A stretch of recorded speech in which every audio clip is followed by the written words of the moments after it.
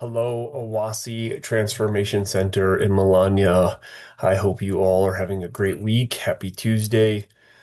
We have been going through the book of Hebrews. We're in chapter 2, but this week I want to take a pause and talk a little bit about something that's near and dear to my heart because today is the celebration of Veterans Day in America. And what that is it's a celebration of all of the veterans who have served our country to keep it free. It started after World War I on the 11th hour of the 11th day of the 11th month when fighting stopped. It was originally called Armistice Day, which just means a truce. It means that fighting is going to stop.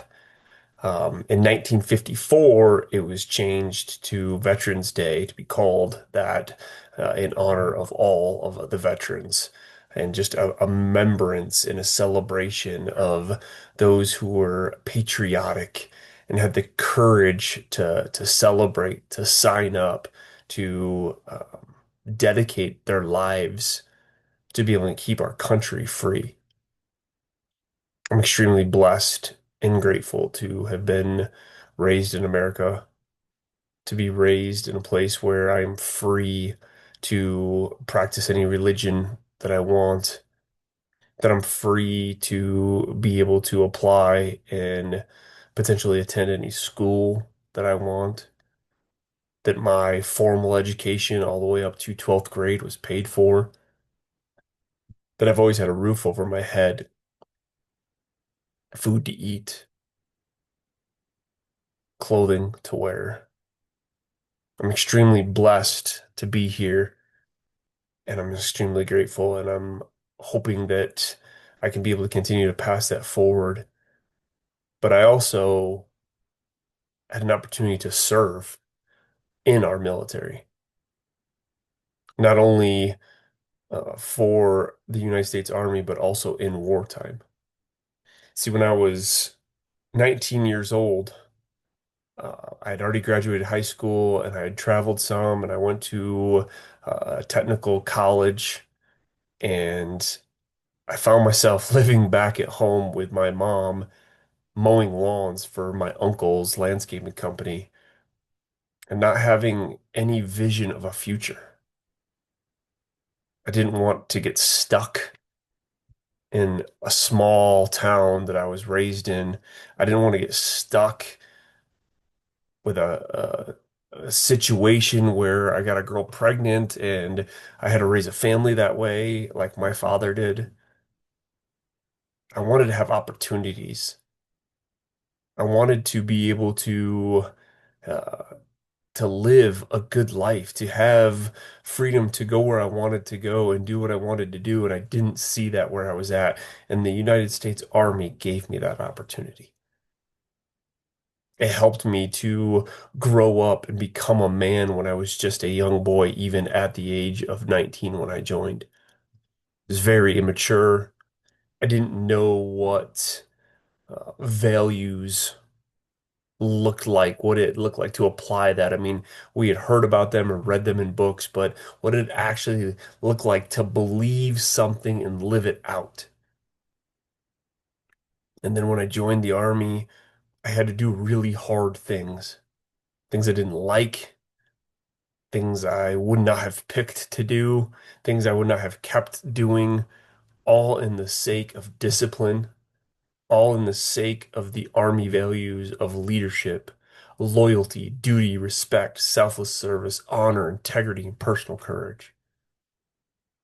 I learned all those while serving my country, and I was willing to lay my life down for my country. And you might ask, well, what does that have to do with the Bible? And I have to tell you everything, because that's exactly what Jesus taught us. He taught us how to lay our lives down for others, to be willing to give up your freedom, to be willing to give up your life to serve other people. But the key point is that we can do that because Jesus has already set us free. The Apostle Paul tells us in Galatians chapter 5, verse 6, that for in Christ Jesus neither circumcision nor uncircumcision has any value.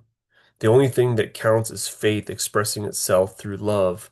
And then in verse 1, he tells us that it is for freedom that Christ has set us free. So we are to stand firm then and do not let yourselves be burdened again by a yoke of slavery. You see, it's our faith that's expressed through love that sets us free. And we're to stand firm in that. You see, my choice to choose to serve my country and give me the opportunity to have a better life parallels with Jesus living his life here on earth, choosing to give his life up so that we can live. And we no longer have to be burdened by a yoke of slavery. Doesn't mean that life's going to be easy. Doesn't mean we're always going to get to do what we want to do. It means that we are no longer listening to a commander who wants us to live a life shackled to sin. He's trying to confuse us of who we are, of whose we are, that we are loved, that we are God's, that we belong to him, and that we are his masterpiece, his good work.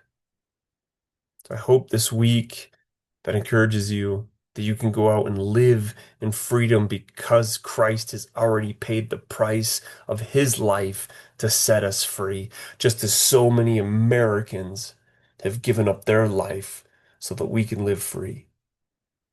And again, I hope that I can continue to support you through my freedom, and I hope that you live your lives free in Christ.